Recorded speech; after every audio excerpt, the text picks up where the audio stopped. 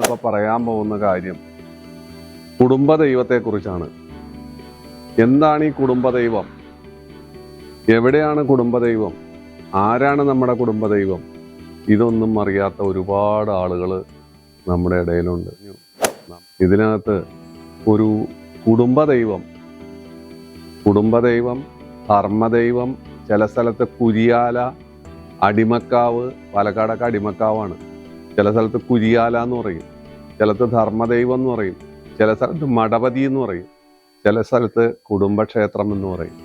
കൊച്ചി ദേശത്ത് കുടുംബക്ഷേത്രമാണ്. ഇങ്ങനെ ഓരോ സ്ഥലത്ത്, കൊച്ചു കേരളത്തിൽ പല സ്ഥലത്തും പലതരത്തിൽ ഇതിനെ വ്യാഖ്യാനിക്കുന്നുണ്ട്. അപ്പൊ കുടുംബ ദൈവപ്രീതി ഇല്ലാതെ ഏതൊരു കാര്യത്തിന് പുറപ്പെട്ടാലും ആ കാര്യം നേരെയാകില്ല